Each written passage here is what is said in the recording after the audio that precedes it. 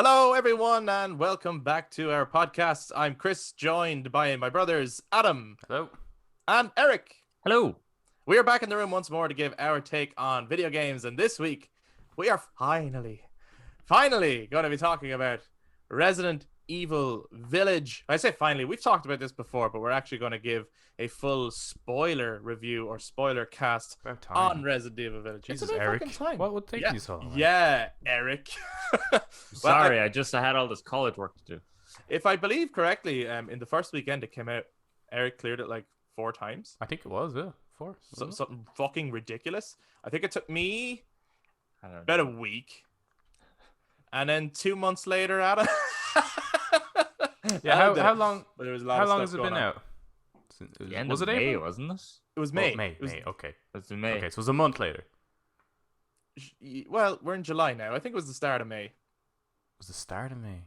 I think so. I think it was pretty early May. Shit. If I remember correctly. I can't remember. We Anyway, covered a lot. we've covered a lot of stuff. And now it's time to cover Village. It's been out long enough that we feel like we could definitely talk full spoiler. So we're not even going to do that thing. It's like, oh, let's talk about some stuff first. And then now here's the spoiler warning. Basically, once the music starts, that's your final spoiler warning.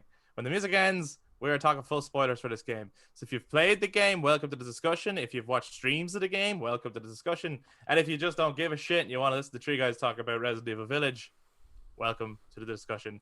You can also join in on the discussion if you watch this on YouTube by jumping into the comments down below and sharing all your thoughts on Resident Evil Village and all the different aspects of the game that you enjoyed or disliked or whatever you thought about it, and any theories going forward for the series, because I feel like it does set up some stuff. And if you enjoy this, please do give us a thumbs up, hit subscribe, and click that notification bell so you know future content comes out. We'd greatly appreciate the support. If you're listening on audio platforms, because we put out episodes on audio platforms as well every single week, then you can touch base with us on social media, Facebook, Instagram, and Twitter at The Brothers Take, again, to let us know your take on Resident Evil Village. But without further ado, let us descend.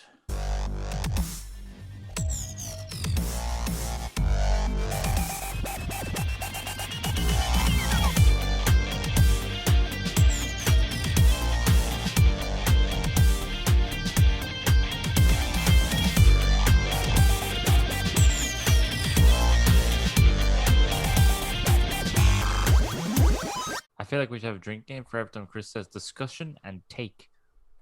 And adieu. and hello. Every time Kris speaks, Someone has to take a shot.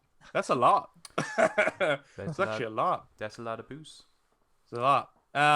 Okay, so Eric has actually given his thoughts on this game before. I've given my thoughts on the game before. Adam, Well, I think what would be Last of Us interested to play. see is that based on Eric's previous thoughts, Eric, you were saying that we were guessing a few things somewhat correctly. What were Yeah, they? I had to hide my face because I had to hide my smile. I had to send behind the mic to hide my smile because I was like, oh, they're So I think we can discuss those few things, those few takes first. It's like, what were the things that we guessed? Okay, so again, we're doing spoiler talk. So the first thing I think you guessed was making me slightly break was you saying that Ethan was infected with the mold from Evelyn. right? Yeah. You did say that, so I had to be all like, "Oh Yeah. boy, oh shit, they're getting close." I don't remember. Who said that though? Was it Chris? Said I that? don't. Yeah, 'Cause I think we don't were actually theorizing. remember that. I think we were just sort of joking and spitballing about the whole how Oh. the fuck is he surviving Yeah. all this Oh shit, right, right? yeah. I think that's yeah, what we were just doing. Yeah, and It I was wasn't saying like- that throughout the entire game too. Like as I'm playing, I'm like, oh come on, what Was it the, because I suppose everyone's probably talked about this, was it really the moment when Lady Dimitrescu cuts the hand off? Yes, definitely. That was just and then ridiculous. you have to run around and go back and collect your hand and just stick it back on. And just pour this magical go back liquid up on the it. elevator. Like by the end of 7, that shit makes sense to some degree, right? Okay. But it's not clarified. But it does make sense. No. You can kind of put two and two together. But here, it just kind of seemed like they were just carrying a mechanic over. Yeah, you see, I only saw it as that, which is, okay. I suppose, was funny. When I was going on YouTube and checking out other people's reviews and stuff, and, you know, this game got an awful lot of praise, but that is one of the things where people are like, ah, come on, what the fuck? Like, are you expecting me to believe this? And I don't know, I seem to be the only person that was like, no, I'm not expecting to believe this at all. It's like, this is just as ridiculous just a as game. when no, but this is just as ridiculous as when Jack cut my foot off with the shovel in game, and Yeah. then I stuck my foot back on. Yeah, well, I And think that was never explained either. Yeah, So but it was though. But the bit that's weird is that Ethan never reacts. That's the bit that's strange. Ethan doesn't go, "What am I doing?" You know? yeah. He reacts to like so when the hand goes, he does look at it and go, oh, and freak out, and then the blood spurts. And you're like, holy shit! And even you do pause and go, holy yeah. fuck, right? Yeah. But yeah, when he sticks it back on, it's just like, do. You're like, wait a second. I think that's Anyone just else to do think that's with weird. it is weird, but I do think it's to do with the mold. It's like Doesn't second phase nature. him like It doesn't phase him Yeah. because it's just the body healing reacting itself. to it. And I think he pours the like first aid meal thing, the fucking green water onto him, as Well, just like that's his if humanity he- kicking in, but then if- the molding is kicking in. If with he thinks that those things are actually doing that work, he should be selling the fuck out of that. Like, he should be, Yeah. like whatever he has been doing, he should give that up and become a salesperson for that magic water. That's like, I'm telling you guys, severed limbs, no problem. Anything you want. This shit, you just pour it on. Happy days. look, And new hands. Because I think Billy, I was saying come to here, I'll you, cut your hand off here. Yeah, let me Eric, show you. I remember I was saying to you then, because I was like, okay, I'm playing through Resi 8, and I was like, I really hope that there's a badass explanation for shit, and I was like, specifically for why Ethan is able to fucking heal, and I was just like, Eric, you gotta tell me, not what the explanation is, but is there one? Because this is just Just give me that. ridiculous, right? And I think you Yeah. were saying no comment. Yeah, no. So with that reveal, it turns out that Ethan is infected by the molded. What did you think of that? I loved it. I thought it was great. Yeah, I thought it was really cool. I think because I had written it off as a stupid fucking carry-on game mechanic from 7 that was just stupid. But I was like, I'm going to get over that and just look at all this cool shit. And as well, it's very rare. Resident Evil is a series that's full of twists. It's very rare that the protagonist has one, though. The protagonist is usually a very capable character who's thrust into a scenario that they're not used to. They're used to weaponry or handling themselves, but they're not used to this new scenario. And then they kind of survive and make it out at the end or whatever. And there's not usually like Leon, you were dead all along type thing. Like that never happens in Resi. So I was pleasantly surprised that this game actually had some kind of a twist for the main character. And it was kind of cool that it harkens back to that when he was first caught in 7, he actually died at the hands of Jack Baker. And everything that happened since that moment is that he's a walking mold, essentially. So I thought that was cool. It worked for me. Yeah, I wasn't as kind of impressed with the reveal. I guess for me it was somewhat obvious. I agree. I like that there's something up with Ethan. Mm-hmm. I just didn't like the mold thing, and there's multiple levels as to why I don't like the mold reason. One being that it's kind of an end of this era, I guess, to some degree, like with Ethan. Like I know there's kind of a hint that he's not actually dead towards the end even, but it does seem to suggest that this would be the end of that story, and I love the direction that they've taken with Resi 8, and it just saddens me that it's possible that that's the only version we're going to get of that. Like we're not going to get any more of these type of enemies because we essentially destroyed that that mold, that thing.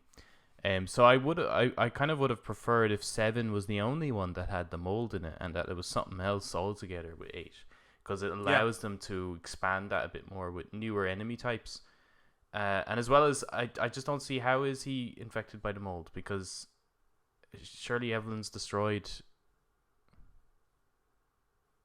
Right. Like everyone else was kind of somewhat who were infected by Evelyn specifically were healed or cured. No. it seemed. No, because the No. DLC, right? In the DLC that takes place All the molded are afterwards. still there. They're still Okay. there. It just kills Evelyn and stops her from doing it to more people. But anyone who is still right. infected. 'Cause- And I think in the continuity of 8, the idea is that obviously in 7 you have a choice of curing. Remember, you find a cure and you can choose either Mia or Zoe.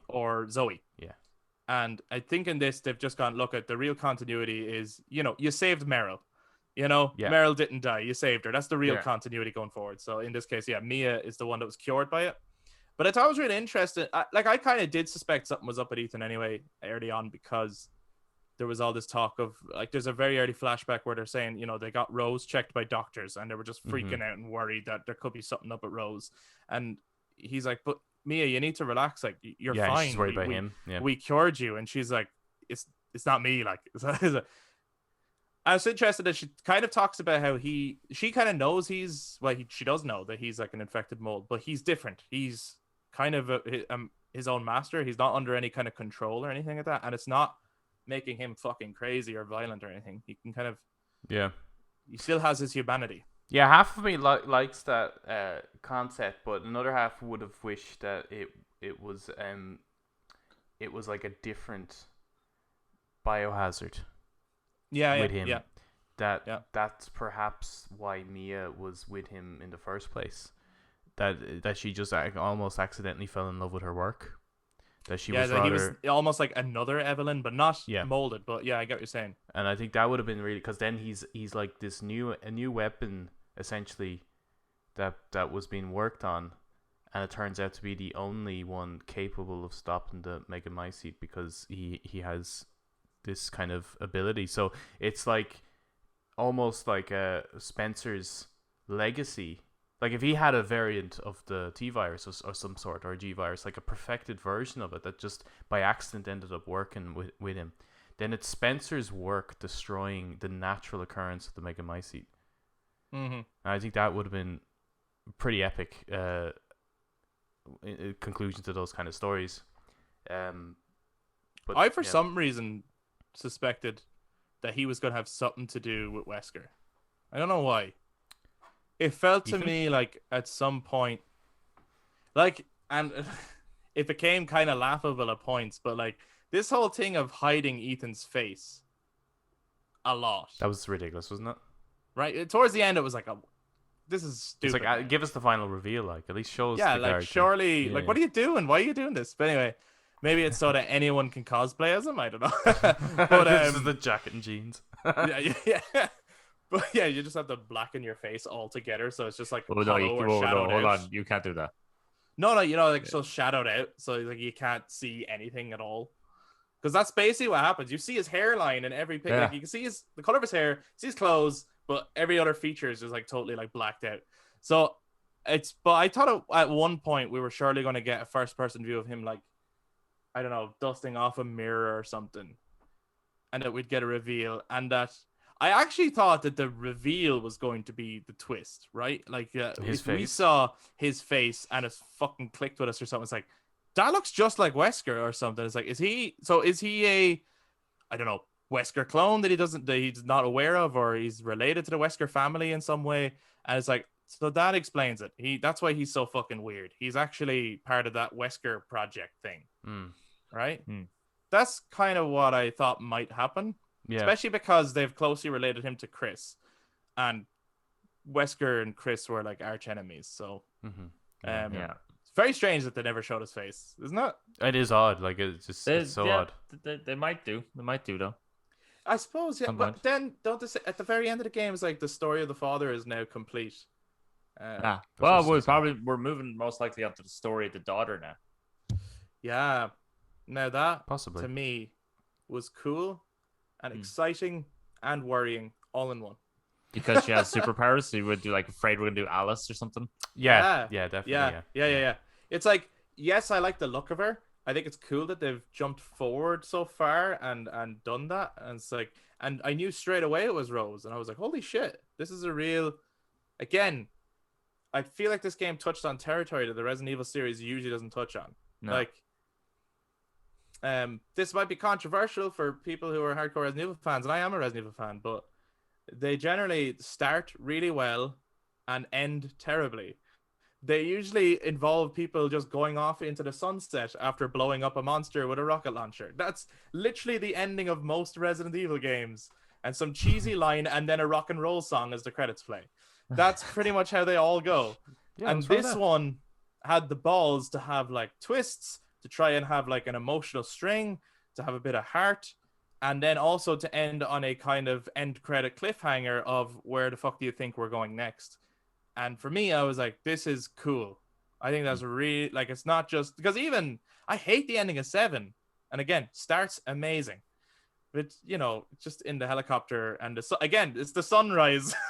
And he just does a little monologue about how the Bakers were victims. It was Evelyn. She was the monster. And you're like, shut the fuck Yeah, up. in case you haven't been paying attention for the last couple of hours, let's just give you a Yeah, yeah. summary. Let's Yep. describe the whole thing. So I thought that this game, of all the Resident Evil games, had a much better ending than they typically have.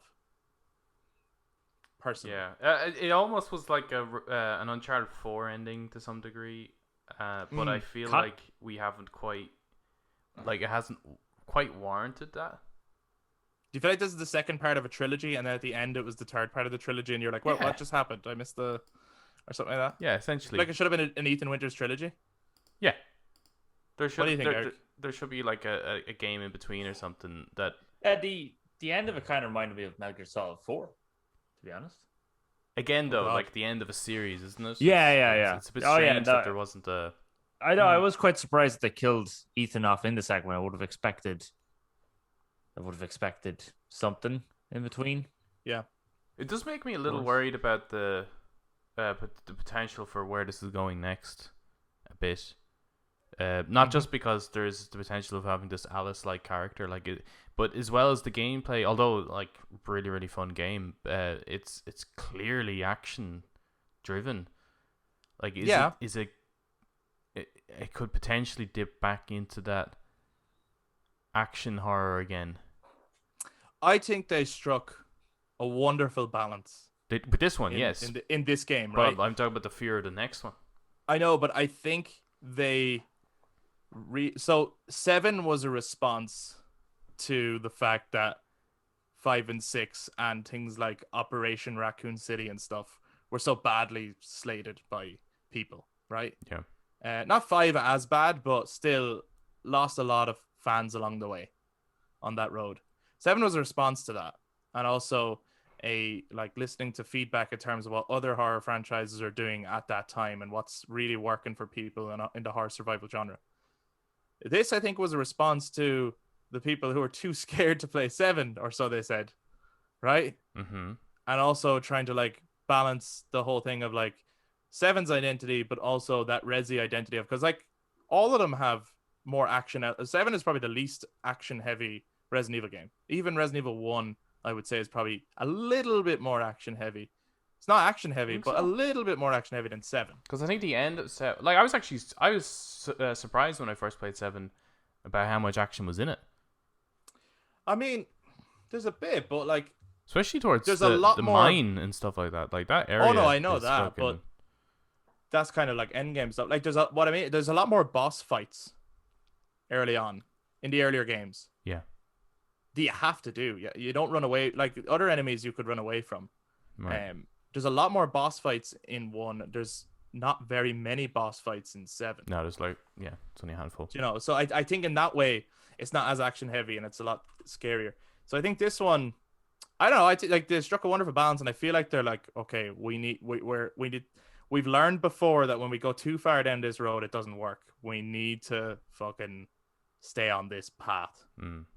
Now, things happen. So yeah, it could go either way, but hopefully they just have found now, because I think this could become one of the more highly rated Resident Evil games in the entire franchise. Oh, definitely. But like that's another thing that I'm worried about where the next one's going to go, is that they had this opportunity. They made such wonderful characters and villains in this one, right? Mm-hmm. Better than 7.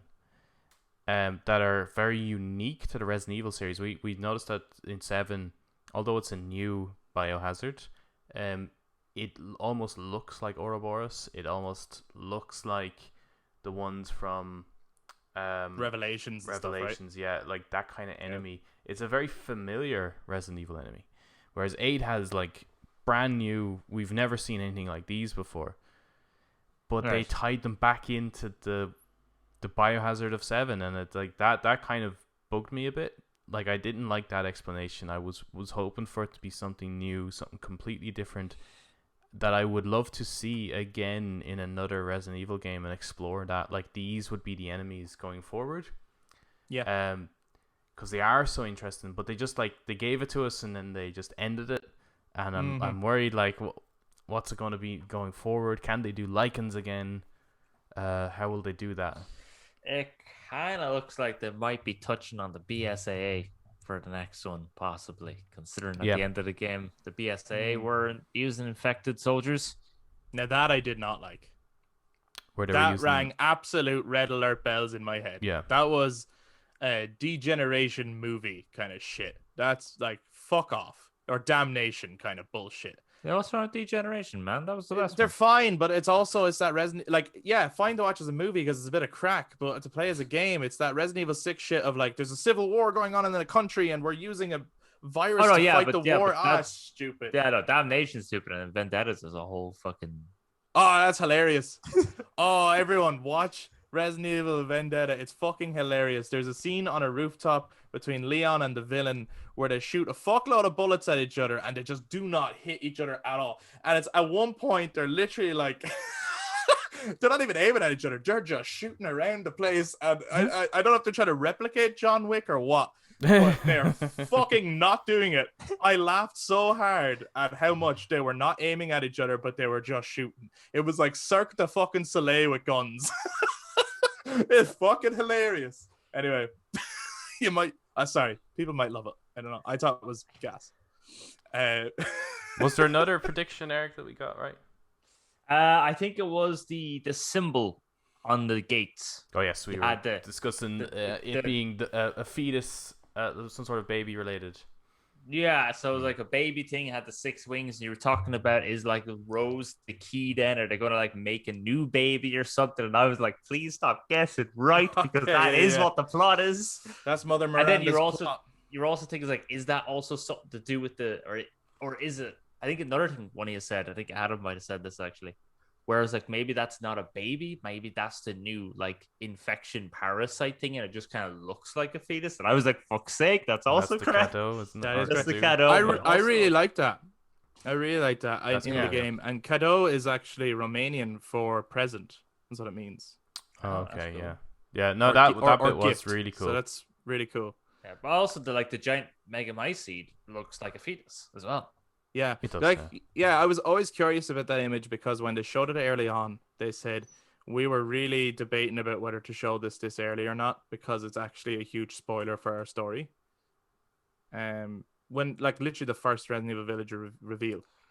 That's interesting because I wouldn't call it a spoiler. Like even with the reveal, yeah, it's like it's a component to the plot. It's not the plot. So it's a bit weird calling that a spoiler. It's cool imagery though, and the implementation of that is really cool. At the time when they showed that image, maybe, they hadn't yet revealed anything about like, Rose being kidnapped or anything like that. Mm-hmm. So they might have been, kind of like, oh, should we show anything about babies at all? You know what I mean? That might have been their thing. It's like we might have people thinking about what we're doing with that. But obviously, you're not like, oh. Sure, now I know it's Mother Miranda. Yeah. And she's gonna have wings and all that stuff. What did you think of Mother Miranda as a character and just the general kind of plot? Wasn't in it near enough to. She seemed like she was supposed to be the next Sadler, Lord Sadler, but wasn't in it enough to make as much of an iconic impression as Sadler. And then. Now her design is cool. The bird masking, the robes, the actual wings she creates. Then when you're actually fighting her as a monster, it's actually quite a cool monster design. Yeah, monster design is fucking awesome. But she's not in it enough that you're kind of like, I really want to take down this girl. Yeah. Except for the fact that she, rips Rose apart and stuffs her into jars. Then you're like, Jesus I kind of wanted to kill her. Yeah. And rips your heart out in front of you. I thought that moment got me, actually. That's awesome. Yeah. That was a really... And for actually, you know what? For that reason, I like to excuse the whole mold thing, even if it's not like the best explanation ever. Just to have that shocking moment of like that's better than the getting the hand cut off thing.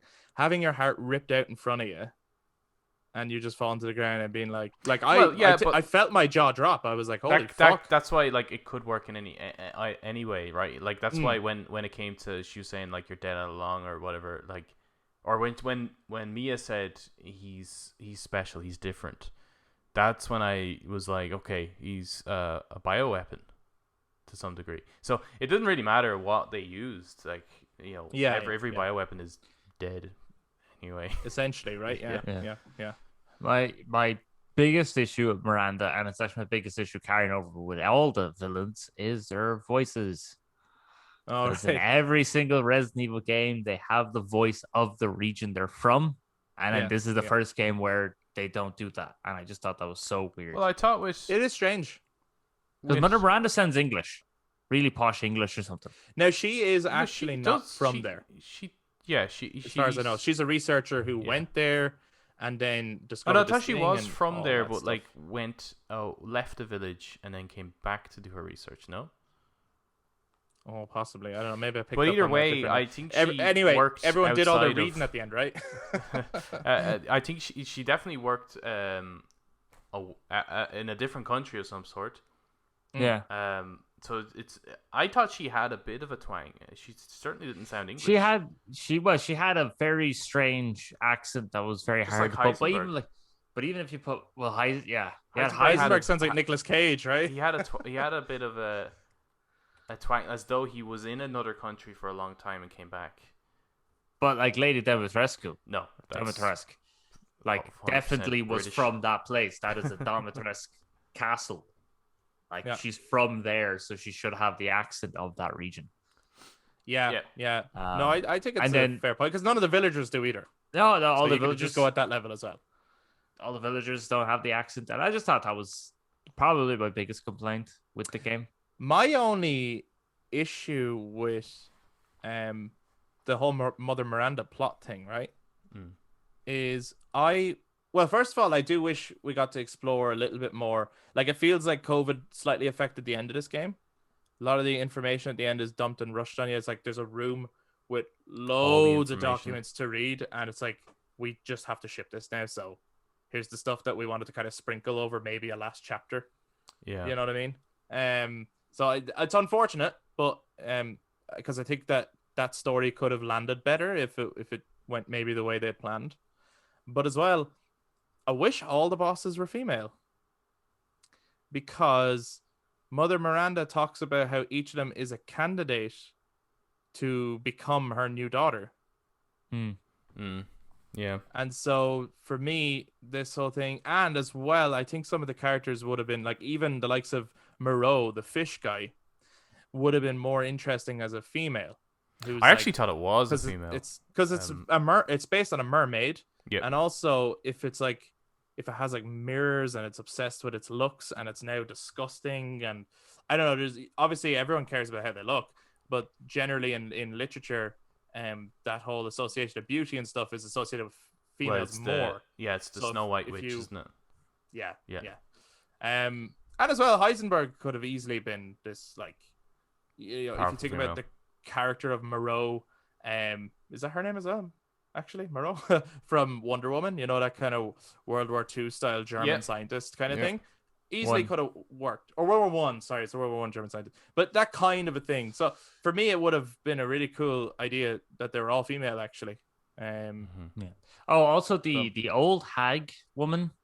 Oh yeah, that was a bit kind of like, oh, cool, there's a twist here. But then you think back at it and go, why were you helping me at all? Because you're wanting to kill me now. The old hag being Mother Miranda, I feel, is also a due to constraints thing. I don't think she was supposed to be Mother Miranda. It doesn't make sense if you go back. It actually doesn't. She wasn't helping though. Well, she was giving you like advice and stuff, wasn't she? Kind of early on.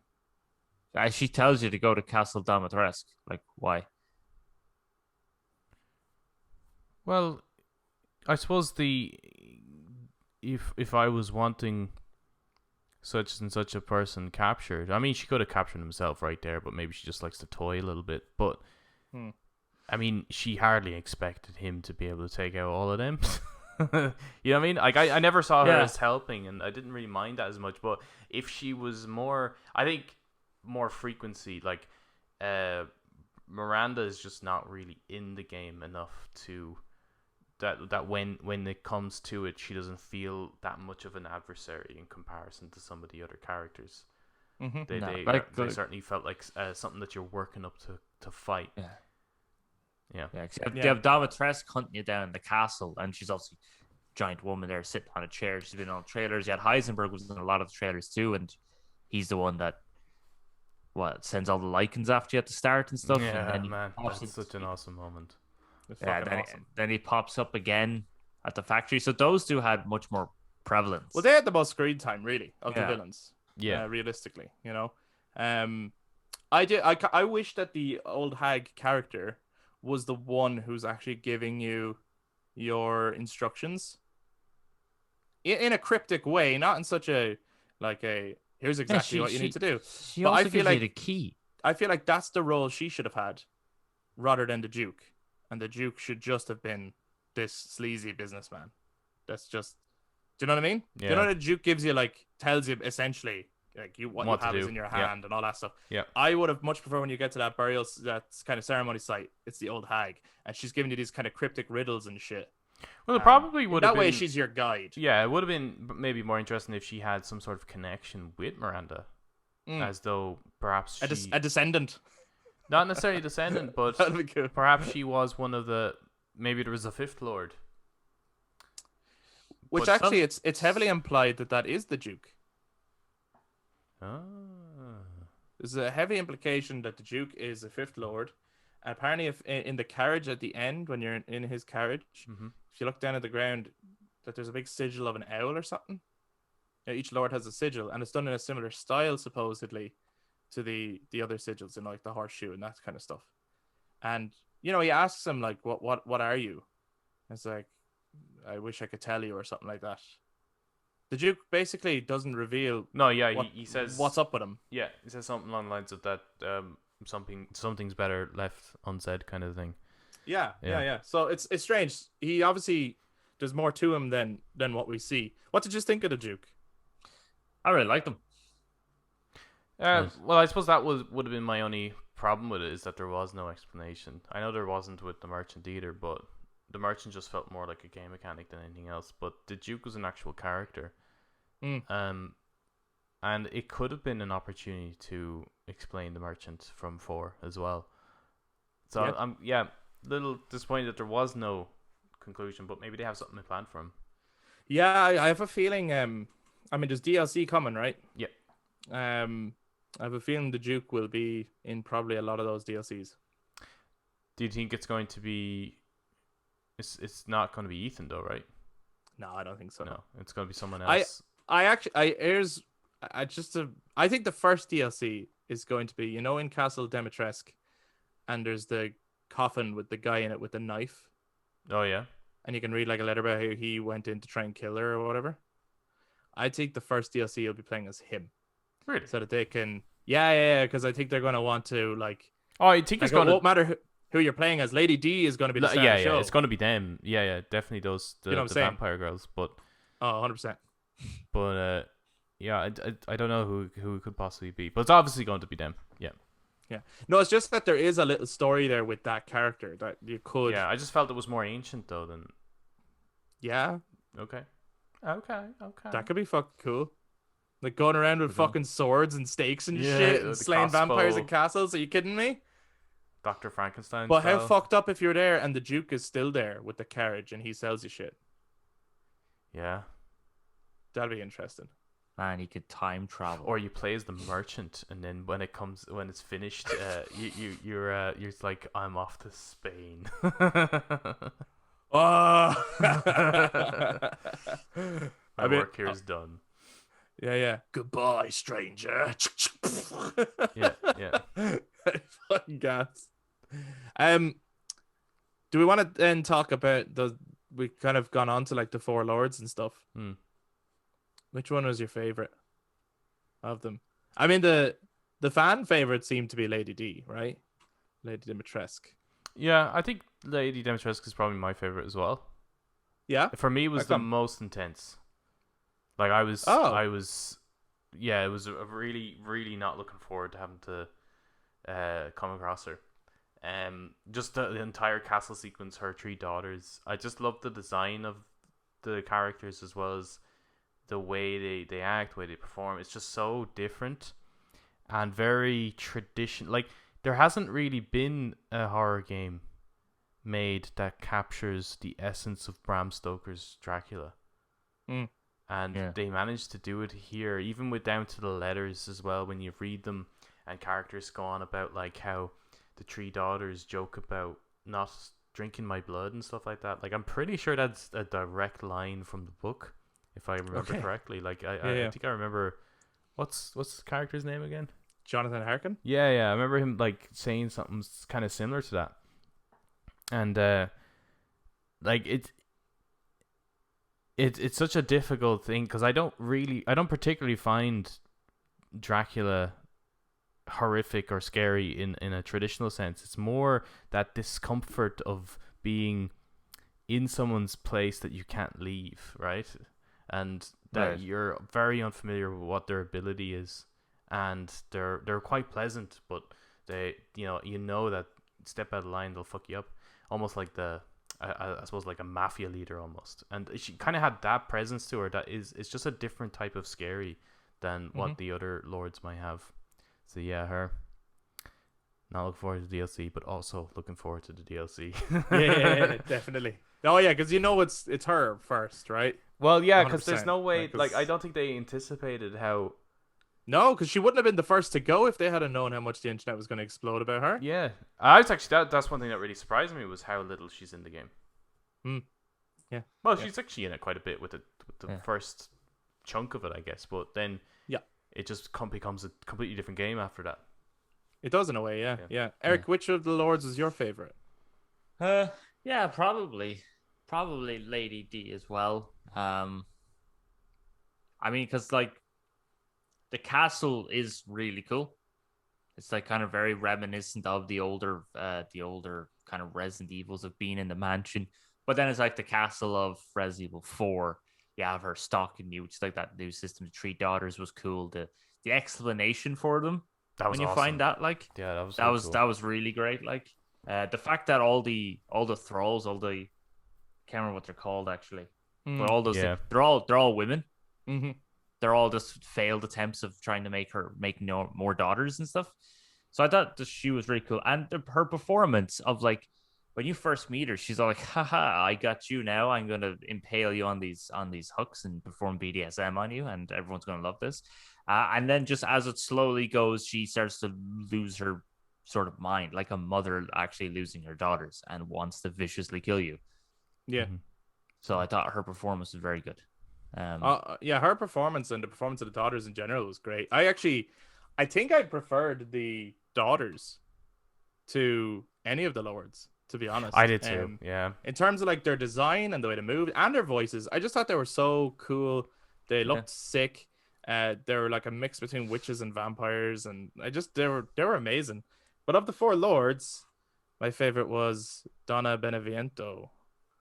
Did you like the lord or just like the sequence? I liked her. I loved her design. Right. Right.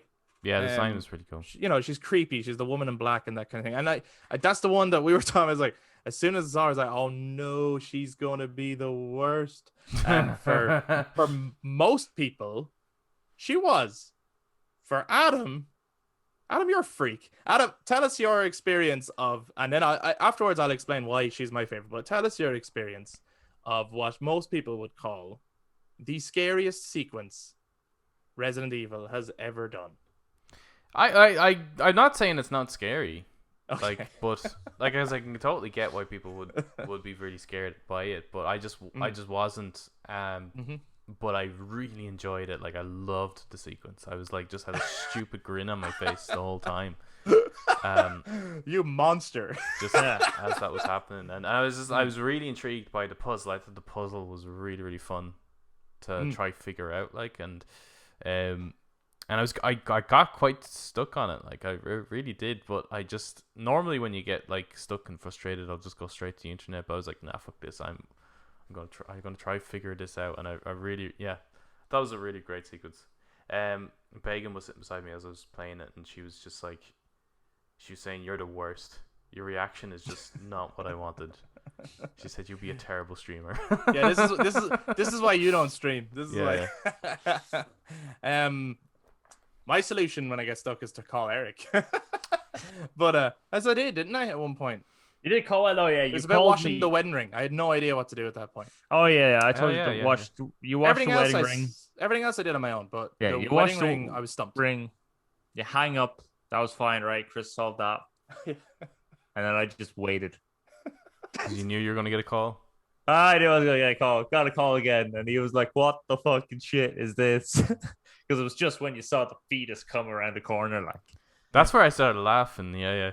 Like I think because I was like, the laugh for me when I saw that giant fetus thing, because I think when you first walk down the hallway and the door on the left slightly opens, right? And I'm like, this is PT.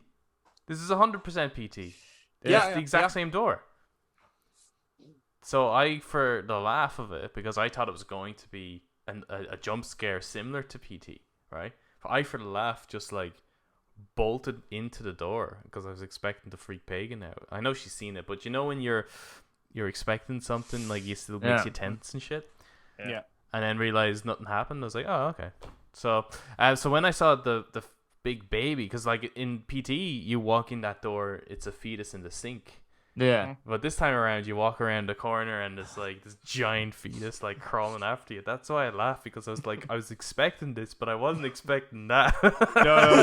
No way. It was The fucking the sound effects of it as well. I also rang Eric as this was going along, because I saw as I was exploring, like I saw the closet thing and I opened it and I got into it and I closed it and I was like, why am I able to do this? And then I went, oh no, why am I able to do this?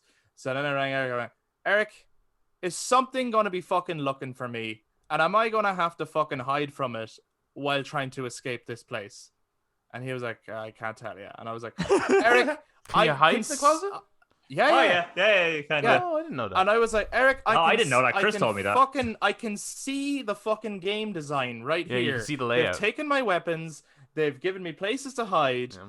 And they've given me no combat for a long time. This is about to get horrible. And then it happened. And and then I did pause again. And I rang and went, this is horrifying. They've gone too far, but I love it. Yeah. I did love it, but it is absolutely horrible. And then the reason why that particular lord is my favorite, and unfortunately, she's pretty short-lived. She's probably the least explored of them. But to me, she was the least Resident Evil boss. She was the most outside the bracket. Vampires could still be like a virus. The fucking big fish thing is really Resident Evil. Like that's like Lisa Trevor all over again, almost with the boils and shit. Heisenberg and then even as is for just Heisenberg, ridiculous. yeah, he's got supernatural abilities, and so did Wesker. Like I was able to put all that down to like that could be explained by like biological enhancements or viruses or whatever. She at first on just appearance, and then that whole scenario and the talking doll and the weird hallucinations and the baby, I was like, did I take a drug or what happened? Like I'm finding it hard to explain this, but it's awesome. This psychological horror shit is fucking cool. The lead up to it too is as well. Like I think the lead up to her little mansion was fucking awesome. Like it's a mini Silent Hill game. Yeah.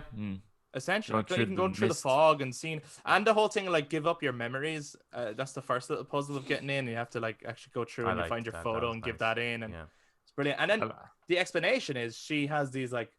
She's like a plant and she releases pheromones and she's essentially a Scarecrow from Batman. Yep. So I'm like, great. She's like a Batman villain in a Resident Evil game. Like I'm hooked. I thought she was a brilliant character. I think it was really cool when leading up to you have the mist, the fog, and you're following Mia and you kind of go by a graveyard and you had like the dolls hanging in the trees and stuff. And that was fucking creepy. Yeah, but then when you're coming back, it's actually bodies hanging from the trees. Yeah. Which is still fucking creepy. It's all creepy. What's really interesting to me is I was totally fine in the castle. So that's really interesting to me. Like, we're like the opposite way around. In the castle, I was like, this is grand. Because I was like... Yeah. Well, Lady the castle D... wasn't my most intense bit. Like there was bits where I like literally had to kind of pause it and go like take a moment and get back into it. But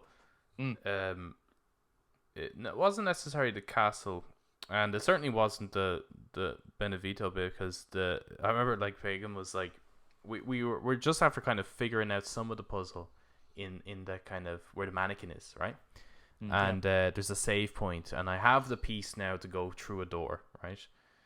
And I was like, right, well, now that I have that piece, I said to Pagan, it was getting late.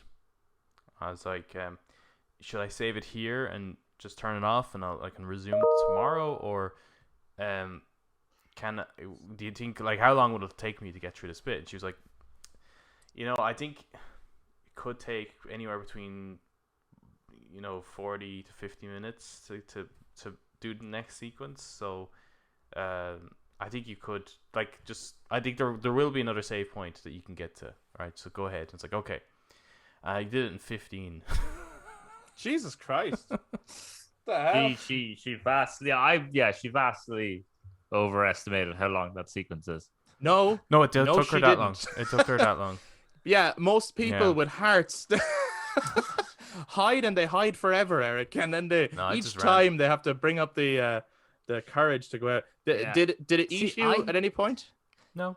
Not even once. It didn't get it anywhere near me. It nearly got near me when I was shooting at it and realizing that my bullets weren't doing anything. Wouldn't have been shooting at it. You weren't shooting. I wasn't shooting at it, but I was just kind of like, I was kind of walking back a bit, and then realized that it was like actually coming after me. Because at first I wasn't sure whether it was just going to be one of those hallucinations that just like disappear or something. Right. You know what I mean? Yeah, Like, when it gets you. yeah. And then I realized actually this is really coming after me. So I just liked it then and got through the whole thing. Yeah, no, the first time when it came around the corner, I think I thought the same as you, Adam. I didn't really know what to make of it. Yeah. So it did eat me. It did eat me there, and then I went, oh, okay. So yeah, then I ran back, and I ran around, and I ran it probably took me, give or take, about the same amount of time as you, because I didn't hide. The only time I ever hid was under the bed. I did the same. I hid under the bed. Yeah, that's fucking horrible, man. I hid under the bed, and the minute I went around to the opposite side, I just bolted. But it was funny getting into the elevator, because it just the button prompt wouldn't come up for me, and I'm like I'm like pressing it, and I'm laughing because I can hear it come up to me. But Pagan is like, "Will you press the button? Press the button." And I was like, "I'm trying, but there's no prompt." And then I turn around, and there it is. And I'm like, and then it's like, "Oh, there's the button." But then you see the elevator slowly come up, and then it starts to open, and there's just the timing of me pressing the button for the elevator to close, and it's there. I assume it's there anyway. Is it? Yeah, it comes right up to it. Yeah. So the timing of that was just so bang on, because it was about to get me. Yeah, it was the same with me. The first time I played it, and I both love and hate that sequence, and it explains why I both love and hate horror. I don't like getting scared, but I really appreciate when it scary imagery, or when it's done when horror is done really well, and whatever anyone feels about this game, that sequence is horror done really well. It's fucking fantastic. It's good. It's so good. It's so good that it's a shame it's placed where it is, because I would have placed it later in the game. Yeah, I would have swapped that section with Moreau's section. Definitely. I feel like Moreau would have been a very natural follow-up to Lady Dimitrescu. Yeah. Because you just saw the big dragon fucking monster, which was awesome. And it's like, okay, so now go into weird big monster territory. And then now, and by that point, you will have built up way more weapons and shit, so that when you go into House Beneviento and to take your weapons away, you would feel way more vulnerable, I think. Yeah, I definitely would have switched those two around. That was really odd. Yeah. The placement. Well, actually, just the run of the game is really odd. It is a bit. Yeah. It's a bit strange. It doesn't always gel. It's like every sequence I enjoyed. But the connecting points is a bit... the connecting points is strange, yeah. It's it doesn't always pace really well. Yeah. I definitely would have restructured. Not changed the story at all, but just restructure which the way it you go. Plays out. Yeah. And Moreau was probably the least interesting of the lords, I thought. He was just fine. He was for me, this... Because my favorite sequence of the game is actually at the very beginning when... you're boarding yourself into a kind of like a barn almost, and there's like a radio Oh, sequence, fuck yeah. and like they're like coming at you. It's really Resi 4, but then you shoot a few, and then they eventually go off, and you're like, coast is clear, grand. So you open up the thing again, and you see that there's a gate open, I think. So you go through that, and they're just all up on top of the rooftops. Yeah. And they're all Prowling. prowling, and at first I was like, oh, I see you. I thought I was being clever. So like I was shot trying to one. shoot them. Yeah. Oh, big mistake. Big mistake. And then it's like one comes in, and then I turn around and there's like at least 10 of them, and I was like, oh my god. So I'm like running through the door, and I'm barricading the door and running through that whole thing, and then the big guy, what's his name, Urius or something, Yeah. he jumps down, and it's just like, oh my god, this is Resi 4. Relentless. This is Resi 4. That's my favorite part of the game, and I think this was very close to being my favorite Resident Evil. Wow. Up until Moreau.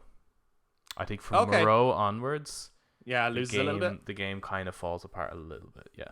Yeah. Yeah. Like, I remember. because but I did say that in my review of it, this is easily my favorite since 4.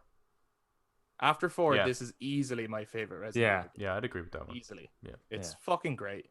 Sorry, I when I was doing that village moment, fuck me, it's intense. But I saw them all perched, and I was like, right, well, I'm not gonna take a shot at them because I had barely any bullets. So I was just kind of moving clever.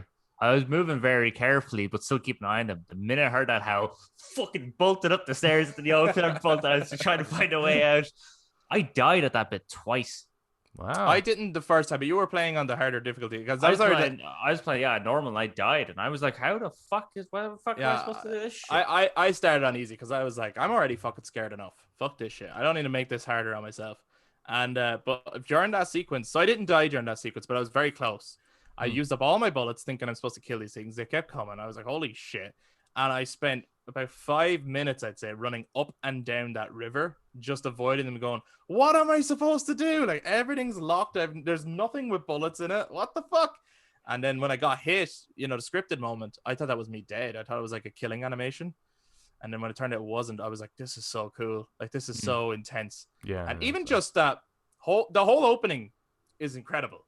Yeah. Like, everything from the cool, like, Tim Burton style animation, which, yeah, is a bit strange, but at least it's different. Like, it is different for Resi game. When you first walk through the forest in the dark and the sounds around you, it's terrifying. That first bite with the first Lycan, like, everything that they're doing in the earlier portions of the game, I think that's why you could tell. I think COVID genuinely affected the ending of the game. Because the ending is rushed and doesn't have the same polish as the earlier portions of the game. The earlier portions are so well paced. Yeah. They really take their time, and the atmosphere is so haunting the whole way through. Yeah. I like when you're Fucking going awesome. back through the village, I think after Castle Demetresque, and again they're perched on the buildings, or Yeah. even later on when you're descending down into the village towards the end, and again they're like perched on the buildings, or they're like jumping onto the buildings and then down into the streets as you're like, I mean, going through. I really commend Capcom for just the level design, the design of Brilliant. the village, like being able to be so versatile with it that it just feels like every turn is like there's like something new to discover, and backtracking through and unlocking new areas and getting into the village in other ways, and then coming back through the village at other parts of the game, and just really, really well designed, which probably helped them as well a bit through the pandemic and things like that, was that their level design from the get-go was really, really well thought out, that they didn't have to design brand new areas all the time. Yeah. And it's really fun to play. It's more fun to play. Like, there's nothing wrong with no one can objectively say, oh, this is definitely better than 7 or whatever like that, right? Like, people, you might prefer 7 because as a horror game, it's a different experience and a tighter experience maybe, but this is way more fun to play as a game. Yeah. There's a lot more to do in it too, like a lot more Yeah. collectibles, and I missed the trunk though. I missed that like case being able to store my weapons, because I'd love to be able to just. Look, you either get that or you get the Tetris case. You can't have both. That's Why not both? Because I can't just have like both. I like to collect everything in the game. I know. I'd like to be able I to know. buy and have everything, and at some point You're like just the swap it out. completionist. Yeah, but I have to give up some stuff to get others in this, and Yeah. that hurts me. Well, the game is trying to teach you about how the economy really works. Okay, you can't have everything. Okay, sometimes you have to let some things go. No. Can I just say, because we were talking there about the Lycans and just how well they were utilized in the game and how intense they were. I think they could be my new favorite Resident Evil base enemies. So, same, yeah, absolutely. I think I That's prefer them why to the zombies, and I think I prefer them to the Ganados. Yeah, I definitely want more of them, and the fact that the way They're amazing. the way it ends with them kind of basically saying, no, it looks like we won't be getting them anymore. No. You know, like I didn't like the way that I didn't like the explanation for it. I didn't like that the molded makes get them. Yeah, I get you. That's like, well, that's completely different than the way it works in 7. So there's a lot of difference and variety, and these feel a little bit more natural. Like like that molded feels like a bioweapon more so than a natural occurrence. And I would have preferred a different explanation so that it's something that we could see in the next one going forward. We could see more Lycans, and because they are so. One of the most intense parts of the game for me was going into the stronghold. Holy fuck, yeah. Jesus Christ, like I was, that was. I had no idea. For me, that was I way was supposed scarier than Benevito. I had no idea I was supposed to shoot and move. I thought I was supposed to stop, shoot, kill them all, and I was like, I am quickly running out of bullets. Like, what the fuck is going on? I went in with like 138 rounds, came out with 8 rounds. But in saying that, it's a great sequence. It's amazing. Yeah, I really like it. It's fucking brilliant. And it is, you are like, holy shit, these things sound scary, and they're organized, and they like The way they move. crawl on walls. I love the way they jump from pillar. And yeah. They're brilliant, like, and they dodge bullets and stuff, and man, they're fucking sick. Eric, did you like Stronghold? Oh, I love the shot. I went in there and I looked at this place and I went, all right, let's pump the shotgun. Let's go in there. Heard the music. You kind of want Doom. You want Doom music, don't you? Don't want to do music kick in. They were coming down there howling. I dropped down into the bottom level, that sort of pit area. Wow, you're brave. Madman. I dropped in there, boom, boom, popping all of them. And yeah, like you, I got to a point where I went, this is going on a while. It actually got to a point where there was no more Lycans coming, but the music was still playing. Jesus. Wow. You had and a then lot of ammo. One popped down and I killed that. And then another like 2 popped down. And I was like, all right, this is going on way too long. Oh, There's not even a lot coming. Like the spawning at some point. Yeah, it was that they're just that happened to constantly me. spawning. That happened to me. Sorry, but I wasn't down in the well, pit. yeah. It's when you get to like the point where you zip line or something. Yeah, I was there. Right. Yeah, the exact moment. And yeah. You kill one, and it takes a few seconds, and you notice another one keeps running on the roof, and you kill that one. Another one runs on the roof, and you go, okay, that's like procedurally generated. Yeah. That's gonna keep coming. That's when I was like, okay, I need to move. I need to go. So yeah, it's like I noticed the game saying, okay, move on. Move along. We don't got much more for you. Eric, what was Adam said his favorite part of the game was that opening kind of siege part. What was your favorite part of the game? Oh, my favorite part of the game, for definite, just from the music, the timing of it, the moment of it, the whole thing. I was like, oh yeah, shit gonna go down. This is like Doom moment. Was when you get to play at the very end. It's just after Ethan gets his heart ripped out. You're all like, it's like 10 minutes later. He's gonna tell us what it is. Was the end credits? No. What's the end credits, right? So you're building up to the end, and it was the very start. Okay. No, not really. Chris Redfield. It's Chris Redfield. right? Is when you play as Chris and you're going down, you're blah, blah, blah, and you're like, oh fucking yeah, Chris is cool again. I wish I had a better reaction to that. Because it's such a fucking. Sorry, such the way you said that, you left such a gap. I was like, I wish I had a better reaction to that. Anyway, moving on. Because it is such a badass moment. It plays brilliantly. Fucking amazing. It's like if Resi's going to do action, that's how you do it. Yeah. It's like Call of Duty nearly. Yeah. But with these fucking insane enemies. But I think I was just a little underwhelmed by the bit previous. I think. All right. Okay. That's yeah. When it got to that moment, I was a bit. Okay. that I wasn't really sure where this was like all going. So I was still kind of processing what was happening, and I wasn't really able to get fully into that moment. But it's a cool sequence. It's a disappointing. It's disappointing. Yeah, we're disappointing you, man. What's interesting is that's one of the least favorite moments by many players online. Yeah, that's I was like, this is people hate that. 8's ship sequence. Right? Yeah. Where People this hate is that. such a cool No, idea. the factory is a ship sequence. No, fuck that shit. That's the This mine is sequence. the reason people don't like this moment is because they're like, they didn't know how long it was going to go on for, and they right. were like, this is Resi 6 or Resi 5 level of bullshit in their heads, right? Yeah, I get you. However, Eric, I'm with you. That's absolutely my favorite part of the game. It could be my favorite moment in Resident Evil. That was fucking sick. Now, if that had been the whole game, yes, I would agree with the complaints and I'd go, this is not what we want. This is not good. Yeah.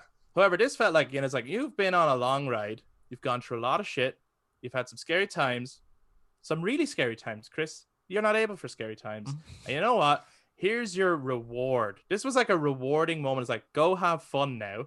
The music amped up. The fire was everywhere. It looked so evil. Like the tree was everywhere. The drums. Yeah. I've added that piece of music to my Spotify. That music is fucking amazing. And there's not often standout tracks. It's nice in to horror see games. It was great. the Resi 5 style Chris Redfield back, his giant guns Yeah. and his many guns. that boulder punching asshole, yeah. as Heisenberg calls him. Yeah. Like, And what I was was like, did he just say that? like what? Like, one of my funny. one shot I like in it. It's not a cutscene. But it's a gameplay scripted shot. Is when you're playing as Chris, you go into like this barn part of the house or something. You put on the night vision goggles. Yeah, That's the so Call of cool. Duty That's the COD 4 moment, isn't it? And the two Lycans just burst through the door, like, and then you're Yeah. like popping both of them in the head, and it's just like, that's still scary because it's they're Lycans. Their Lycans are still scary in that moment. Mhm. So it's not like Resi 6, like, but it's also like you're playing as Chris. He was just smoking a cigarette before he got out of the car. The Boy Scout was smoking a cigarette. Like, this guy has seen some shit. Yeah, I was just It kind of the makes thing me. is- It kind of makes me want like a Dog Soldier style DLC. Oh, man, it was this like that, fucking wasn't game. it? Yeah, Yeah. it was a lot like that. it's the thing is the sequence. Yeah, it does not overstay its welcome. no. Do you know what I mean? No, I It's- think that would have been the concern, especially when I was going into it at first. I was like, "Oh no, is this is the game now?" Is this the rest of the game because Ethan's dead? Yeah. Yeah. I There's honestly kind of would have been concern. kind of cool with that. Well, only because I felt like we were at the end anyway. So I was Yeah. like, if this is just the big conclusion, then cool. Like, this is, and the fact that you're utilizing the music from the trailer, which is so fucking cool, and just the atmosphere around it all, like, it just felt like a big deal. It felt really epic and eventful, and I was like, great. It doesn't have to be scary all the time. No, We've definitely. doesn't, done no. the scary, Yeah, and now yeah. we've earned this cool epic moment Yeah. where the stakes feel high. So I loved it. I thought it was great. But I would agree, like, if that was sort That of was like, all. Yeah, if that was a whole game, that wouldn't have been a Resident Evil game. Like, or if that's what people are thinking, like, oh, the next game is going to be just that now. It's going to be like Yeah. Resi 6 in first person. Then I'm witches there, everyone online. No, I would not want that. No. But having it as this moment was just yeah, sick. well, I did think it was kind of the end, and one thing I really liked about it was the idea. I sort of forgetting about the whole Ethan being molded because they explained that. Yeah, just thinking about that thing as being just a stupid gimmick. But for me, I thought to myself, like, that's kind of really cool because Chris and the BSAA or the Neo umbrella and stuff that Chris is working for, they're not going to save every civilian. So I just looked at it as Ethan and Rose and Mia were just these victims, like casualties in the ongoing war. casualties of the ongoing war. So this was the moment of showing you here's the war side of it now. So you got the how a civilian would deal with the situation, which is scary. Now you're getting a soldier. I think maybe just the implementation of like where they introduced that is probably like the way he just kind of he's like talking to himself, scrolling through his phone. Like, I understand it's exposition for the player to kind of understand where he's at, but it's a bit strange going from the guy I just played 2 games with now is dead, and now I'm just getting a lecture from this dude, and now I'm gonna. I think there's just the way they move into that is just really odd. Yeah. But the actual gameplay is amazing. Yeah. Sick. Yeah. The other kind of least liked part of this game, I feel, or seems to be largely, and not for everyone, but the factory sequence Oh, it's seems to be a brutal. bone of contention. You hated it? Hated it. I Okay. didn't like Heisenberg as a character. Like I liked him. I was dreading having to fight him going up Mhm. because him at the beginning and the command he has for the Lycans. Mhm. So I thought that's what his fight was going to be, like Yeah. like that essentially. And Mhm. then it eventually starts showing that he has this like he's Magneto essentially, and Yes. then you have like these cybernetic monsters which are just not scary. They're just Annoying. tough, I guess. They're bullet sponges. The Mhm. factory is the most labyrinth area in the entire game. It's kind of like everything kind of looks the same, so it's hard to judge where you are. And it just went on for too long because like Yeah. you get to the top and you're thrown back down again, and it's just like And you're like, am I going through all this again? yeah, Like, is that what's happening? yeah. And And his how did you boss find it? fight was Oh, hold on. We'll get to the boss fight. mm. We'll get to the boss fight. Eric, how did you find the I factory? yeah, I hated it first time playing it.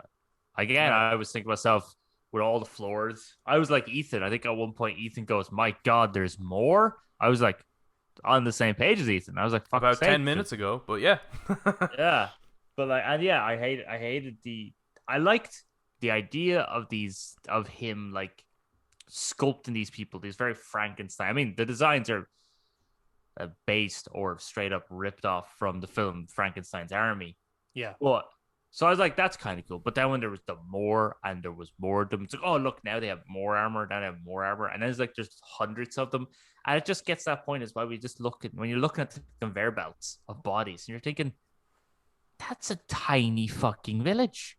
Where the fuck did he get all these people? Yeah. Where the fuck did he get? Do you think it's just like one small conveyor that actually only has like 20 people on it, but it's just recirculating? So it looks like And this there's never like ending. there's a big wall of mirrors right behind it, so it just Yeah, looks yeah. like infinite. Like there's just not that many at all. Yeah, no, I hear you. Yeah, and the factory, It's was huge just as way, well. just way too big. I Like, thought the visuals were cool though when you look out on that. Visuals are cool. The lighting and the atmosphere. Oh was yeah, really, yeah. really Well, I cool, mean, the designs of the enemies are cool as well, but they are just I don't like.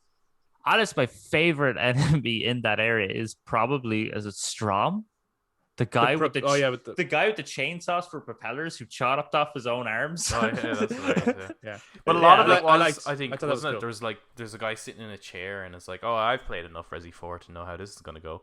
Or Yeah, you go he's gotta into wake up. like Yeah. you kind of go into a what looked like a storage area, and there's a bunch of them kind of hanging there and stuff. It's, Yeah. yeah, just it felt like I've done this. It felt Yeah, yeah. very uncreative. It was like Yeah, this is in 100 other games. Yeah, Well, as well, it's in 100 other. Well, not 100 other, but it's in like every other Resident Evil game. There's always an industrial section or whatever. This is the island of Resi 4. This is the ship of Resi 7. This is the fucking lab of Resi 2. There's always a sciencey industrial part of the game. The Always. ship of Resident Evil 5 actually as well. yeah. And yeah, and so I don't know. You expect it from reviews. I'd heard people say that they hated the factory section. It was horrible, and they just wanted it to end.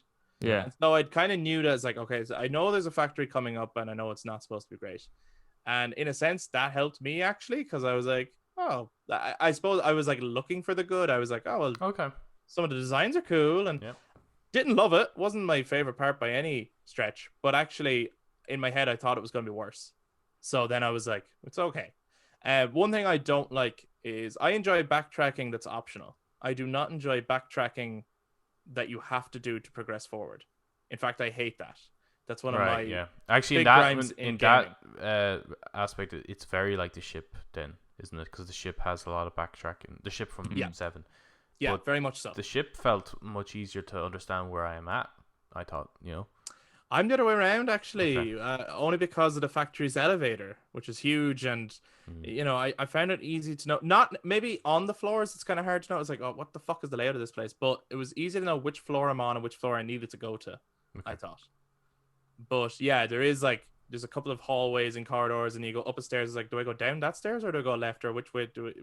Where was that room again where I could smelt thing to make the key? It's like, yeah, and there's like, oh, there's an enemy here, so I must be going the right way.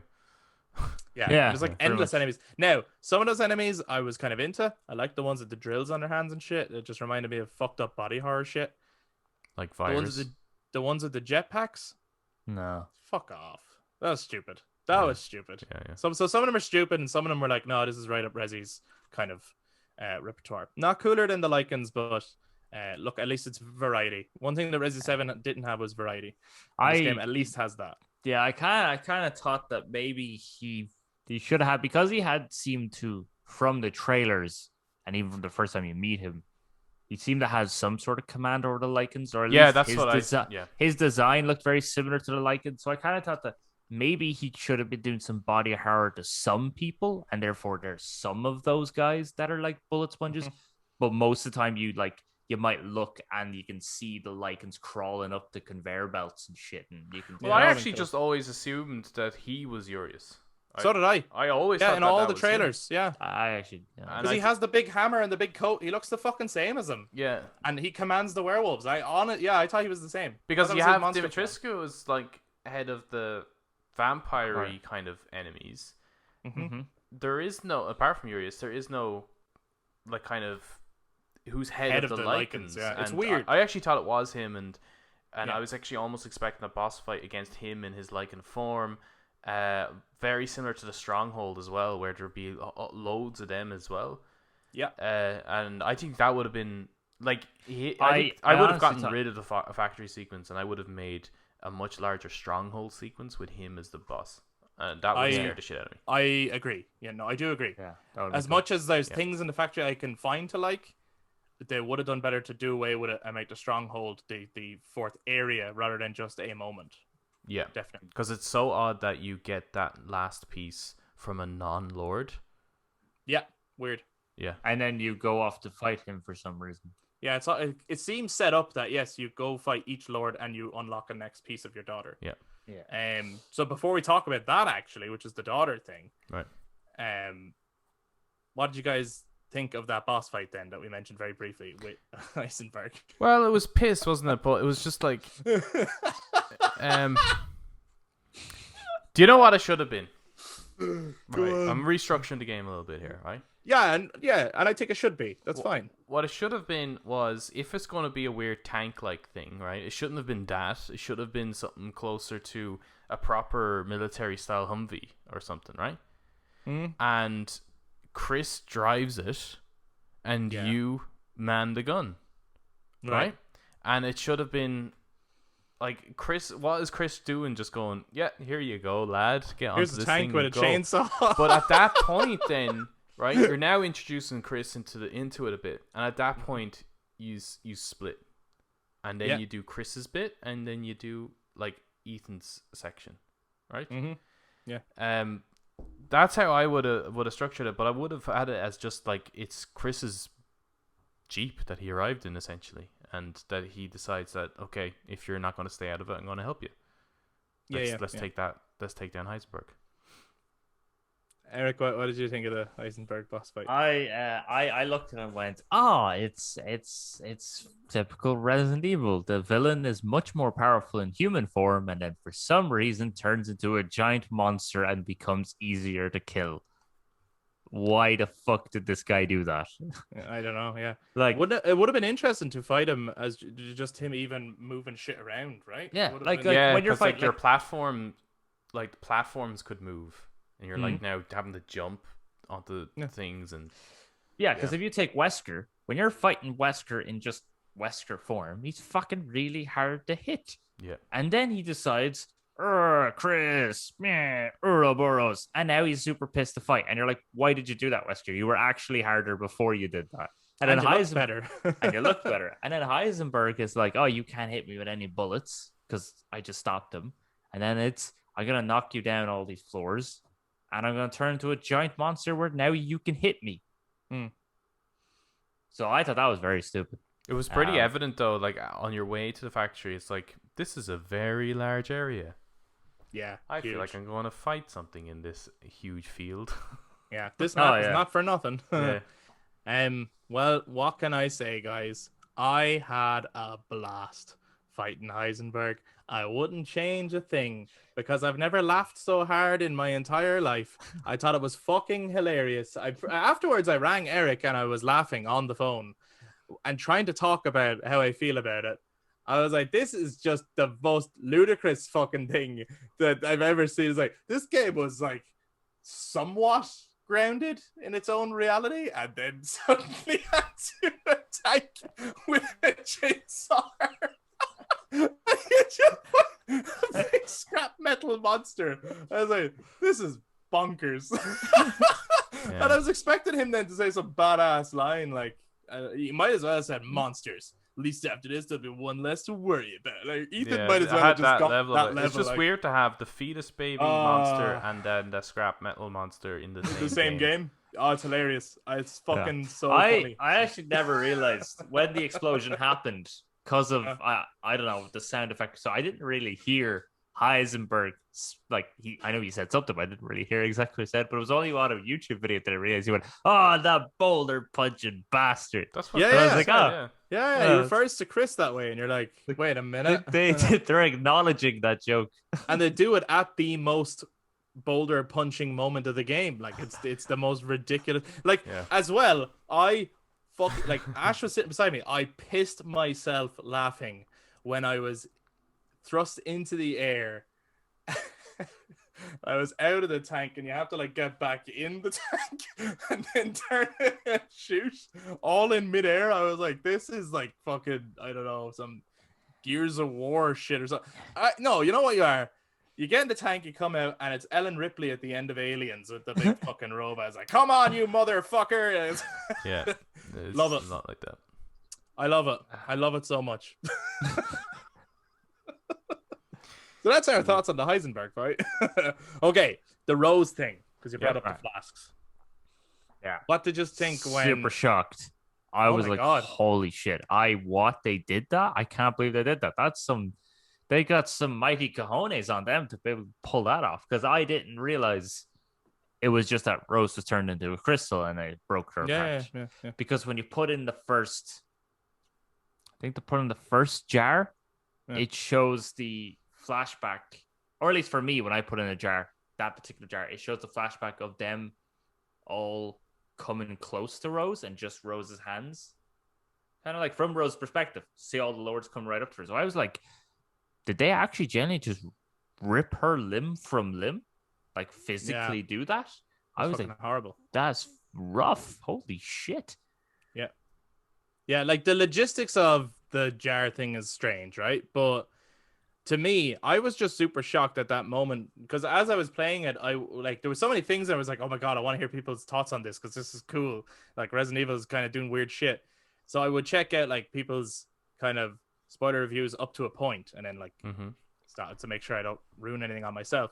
But I was so kind of shocked that people were really hung up on him getting his hand cut off thing as like the most shocking moment of the game, and not the rubbing the flask and seeing that it says Rose's head. That I was like, no, they didn't. Like what? Like that was what the jaw-dropping. fuck? That and then it's like, okay, so wait, what? I'm gonna put her back together. That's weird. But just on first reaction, seeing that it was the head, I was like, that's fucked up. I can't believe you just did that. Kind of a shame that it's a crystal thing. But, it didn't actually faze me. Actually, didn't face it all. No. What is wrong I was like, with when Eric was talking about it, I was like, oh yeah, I guess that is kind of messed up. Yeah, it's totally fucking messed up. The baby was torn apart to pieces. Like, and even if it was done in crystal form, that's still fucked up. Yeah, it never really occurred to me, really. It's a fucking head, and then the arms, and then the legs, and then the I know, but I wasn't sure. I wasn't sure whether it was like I know, but I wasn't sure whether it was like the because the baby obviously becomes whole then towards the end as well, right? Yeah. So I didn't see it as like grotesque. I saw it more as like a representation of the head, a representation of the body, a representation, because it's not, you figured that Rose was intact somewhere, maybe, or that the soul was just implanted into a crystal or something. I don't know. Like it didn't. Maybe it wasn't explicit enough to kind of make. Well, they weren't actually going to fucking show. No, I mean explicit. I mean explicit in terms of its explanation, not. I get what you're saying. Its graphic. And I guess the level of care wasn't really there either as a player. I must Oh, well, admit. I think that's just based on Ethan's performance, the actor's performance. No, Yeah. my care as a player. Oh, okay, right. Yeah, you don't feel like you have enough of a connection to Rose. Honestly, I was like, there got to points where I was like, Ethan, how much do you really love this baby? Because, like, come on, man. You can always get another. Just fucking leave Oh, this. no, Get I out of actually there.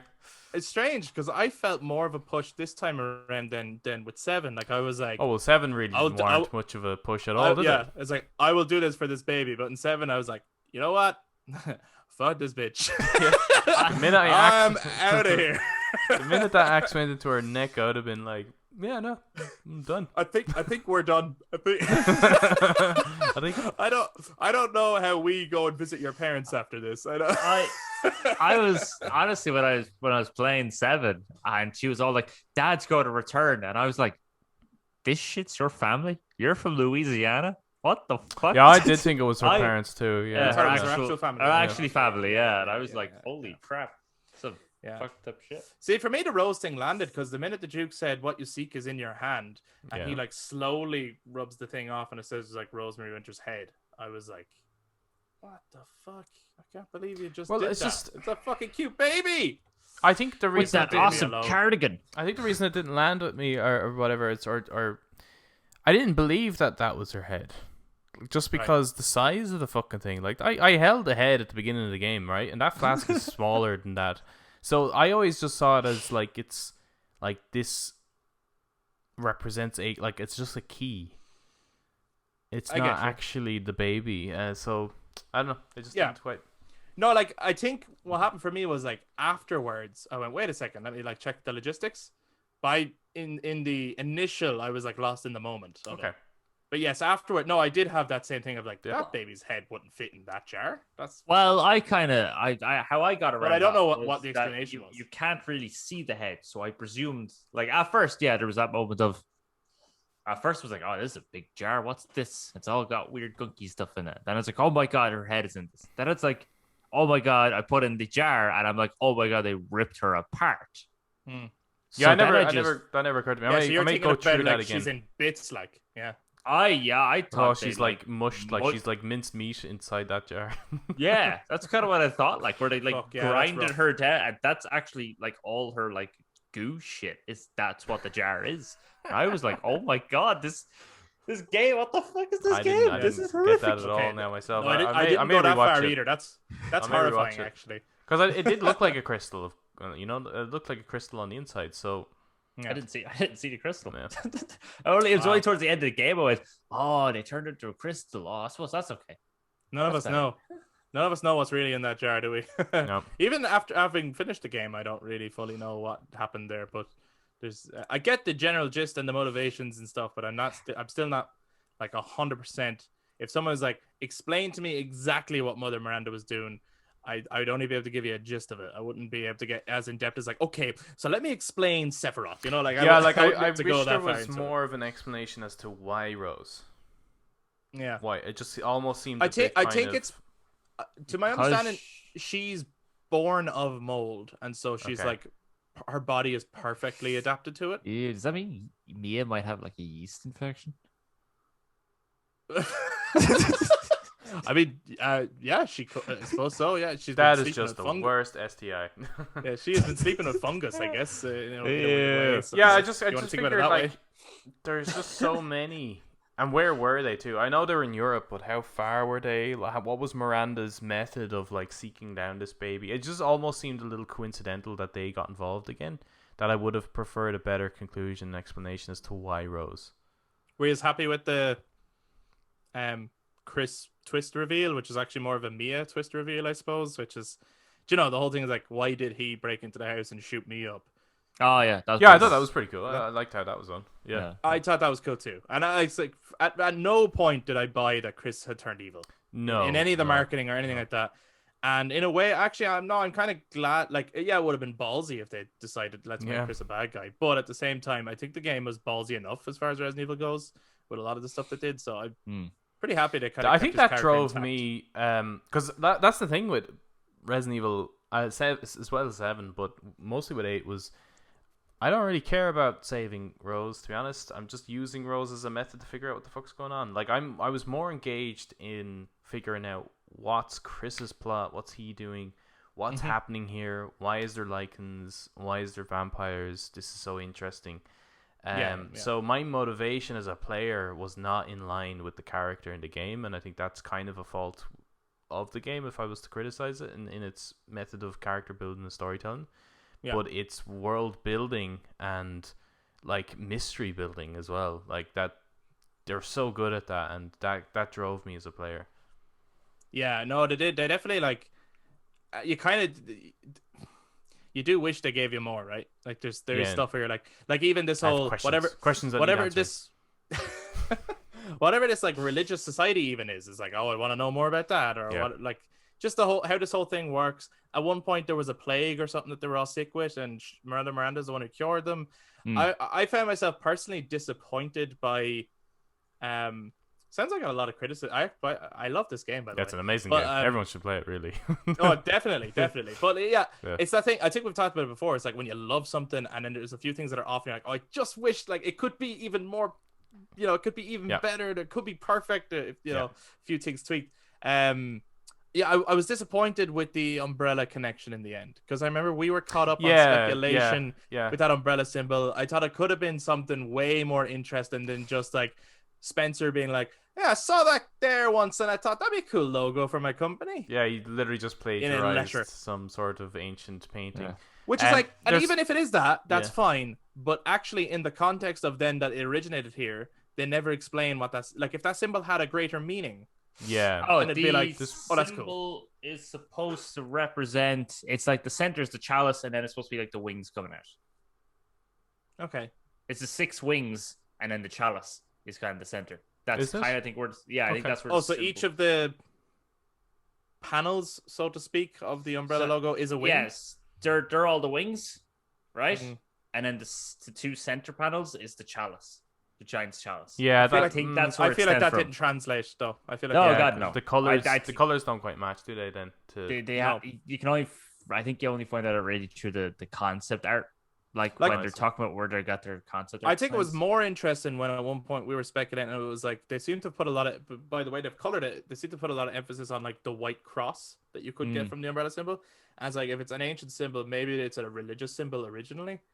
Or like an ancient order type thing or something like that. And if that had come to fruition, that would be cool. Like I really thought as well that big stone mural that we saw, in the castle that depicted an ancient battle.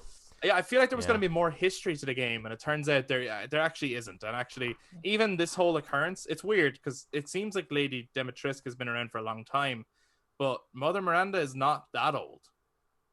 No, because it's all based around the Spanish influenza of World War One. Mm-hmm. So they're only as old as World War One. Yeah.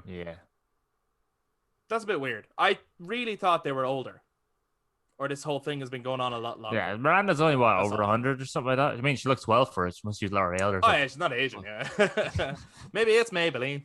So that's all. I do wish there was more. Yeah, it's a bit strange that with like almost each kind of newer game in the series, it's like them going back in time.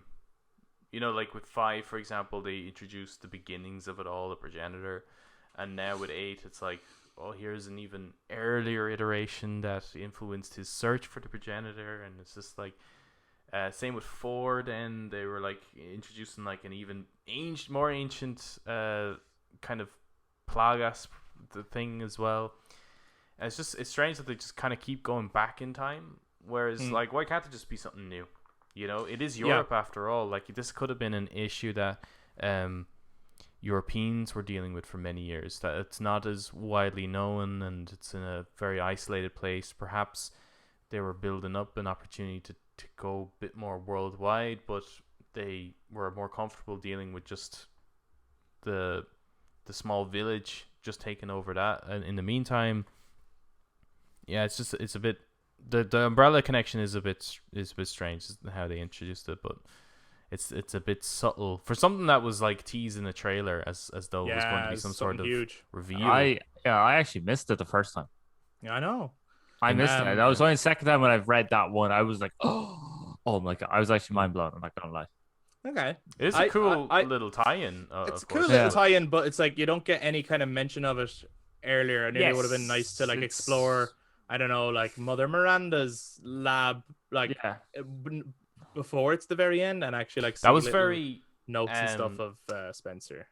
David from Alien From- Covenant, wasn't it? Yes, it was. Yeah. Very much so. I thought it was cool. I loved all Yeah, the it was little cool. like looks at like failed experiments and stuff, and Mm. even the notes that she made, and that there was actually an explanation for each of those lords. Like even the fact that I think Heisenberg has like a pacemaker in him, and the parasite mixed with that is what gives him a magnetic field. It's bonkers, but it's kind of cool. Like that they did. There is It one didn't explanation explain for all the weird shit. Dimitrescu's height, though, did it? It just kind of explained her bloodthirst.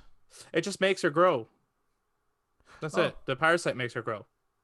Okay. That's all there is to it. It does nothing else. And yeah, and she had a blood disorder, and so Yeah. mixed with that, it gave her a different kind. It gave her bloodlust, Yeah. which was That's kinda pretty cool. And then the That is cool. daughters are made out of flies. Yeah, that just mimic. Which is then a play on the fact that Mother Miranda herself has the power of mimicry. Is that these Yeah. insect things are able to mimic human beings. Yeah. Yeah. So there's there's lots of cool shit in there, and I wish they. It does feel like the ending there is rushed, and I wish they had more. Yeah, time I to would have flesh loved it out. to scrap, excuse the pun, the factory sequence. Yeah. And put something else in there that explores a little bit more history. Like, it would have been more fun to go through like more ancient caves with these type of murals and more like just Yeah. delve deeper into the history of it. I think would have been a And lot like cooler. more like Uncharted style puzzles or something like that in like a big Yeah, more temple or puzzles something would have been cool. Yeah. I will say the puzzles that were in it I actually really enjoyed, in particular like in the castle felt very like an Uncharted game, turning statues and looking for bells to shoot and shit. And then in the House Beneviento felt very like an escape room, like an actual yeah. themed escape room that you might go to, which I thought was really cool. Yeah. They kind of die off after that a little bit, and they're kind of like in the factory. It's that thing of smelting and making things, and that's boring because that's not like you're not figuring out a puzzle. You're just backtracking. Yeah, it's just, a step 1, step 2 process. But I think Yeah, the puzzles yeah. in this game, if I remember, are definitely better than 7.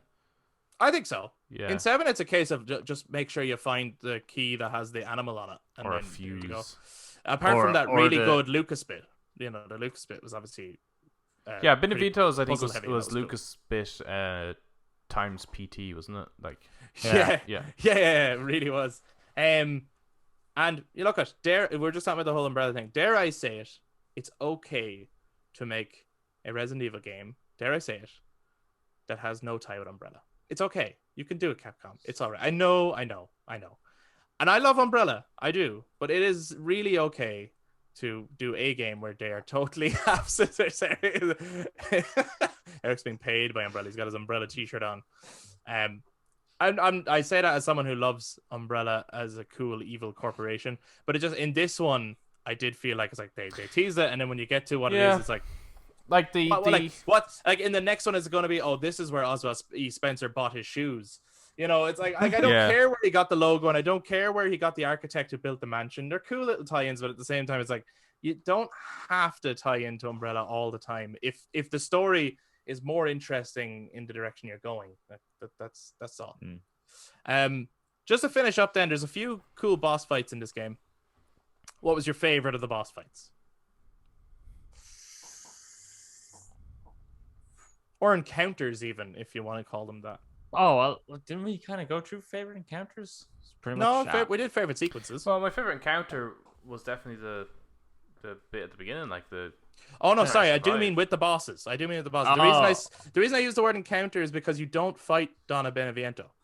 Right. Okay. Do you get what I'm saying? Like it's an fa- encounter more than a fight, but you do.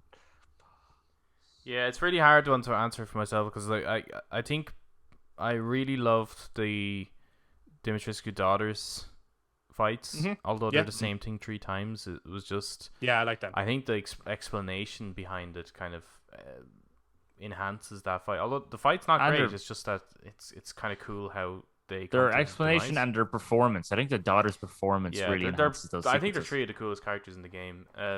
I'd agree. Apart from that, I didn't really like the boss fights in the game. Like I didn't like Dimitrescu's. I was really disappointed with Dimitrescu's boss fight. Okay. Because I was hoping for. Actually, I remember saying it. I think I might have said to you, Eric, that I was hoping for something that looked a lot more along the lines of Miranda. At this point, I didn't see Miranda yet.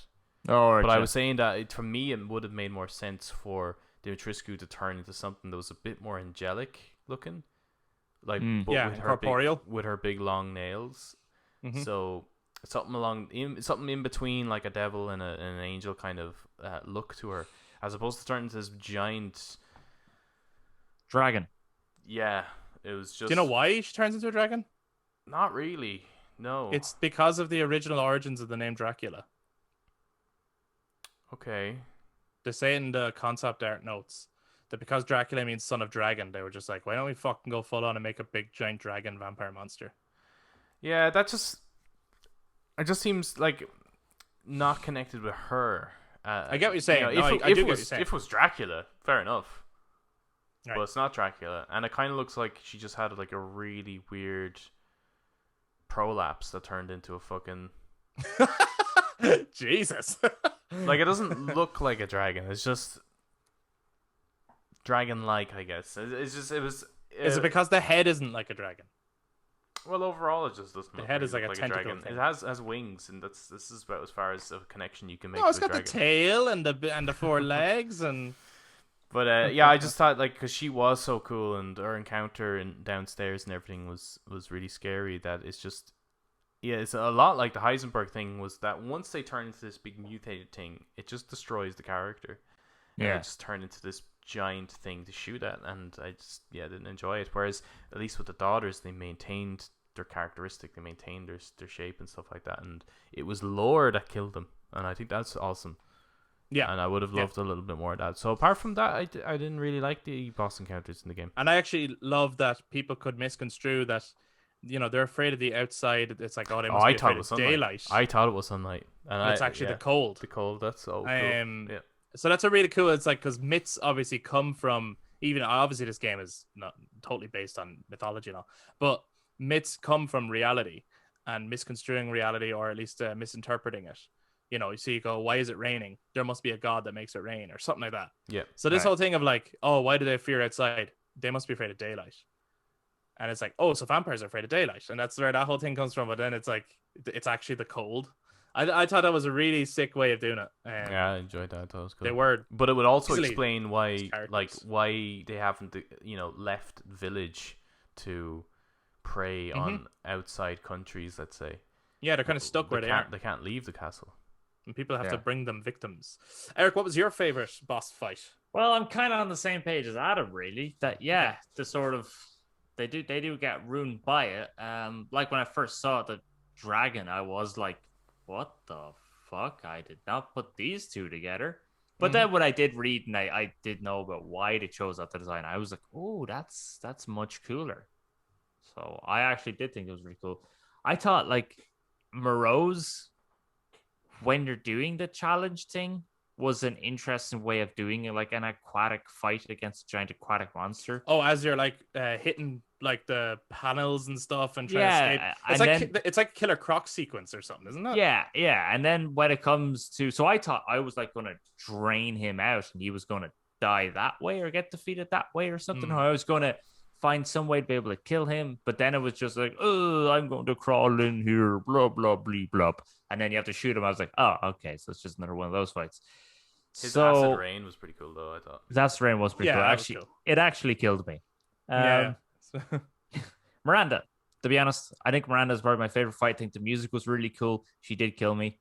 But actually, nearly every boss fucking killed me. I think Heisenberg was the only one. She looked cool as well. Her design was fantastic. Yeah, she didn't look like, she wasn't a character that weakened herself by turning into a giant monster. She seemed to actually got stronger by turning into a monster. I mean, Moreau did too. I wonder, would she be the best final boss design in Resident Evil? Design-wise, I think it's definitely pretty close. And she actually kind of, and I don't like to make these comparisons in some ways because I don't want to take away from the work they're doing here or anything like that. But she does look more like a Silent Hill boss. Like she reminds me of the final boss in Silent Hill 2. I've seen footage of it, and it looks kind of something like that.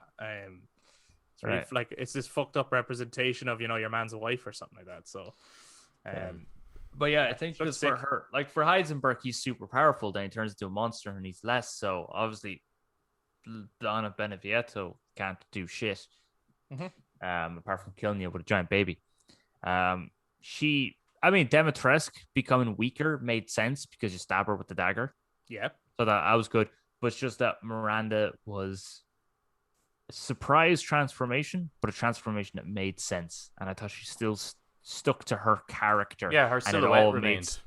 And then she had the wings, which are cool, that then became these giant spider-like things. That's a great, I appreciate that a lot. And it reminded me then of Sadler again, where Sadler had like the giant spider legs with his body hanging down, but it still was her. It wasn't all popping out of her head. So hers would be my favorite boss. Design wise, I agree that Miranda looked the coolest, and her scenery was really cool. I need to get. I haven't finished my second playthrough yet because other games came out and they're long.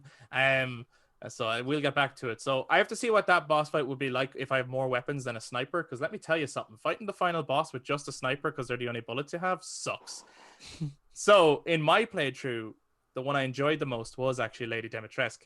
I didn't expect it. I was like, this is fucking outlandish. But I was also like, that's some Resi 4 crazy shit where Lord Salazar turns into this gigantic motherfucker. And you're like, let's fuck him up. And I did enjoy being on top of a castle using all sorts of weapons. Like, it took a fuckload of bullets just fighting this dragon and being like a dragon slayer. And there was moments where it picks you up and it's kind of cinematic and crazy.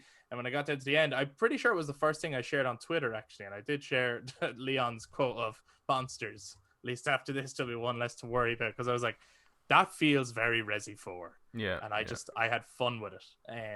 Yes, stupid, but fun. But anyway, those are our thoughts on Resident Evil Village. This game will probably come up again in the future under other topics and stuff like that. And we'll probably revisit it, especially when the DLCs come out. I think out of all games that I played this year, it's my favorite.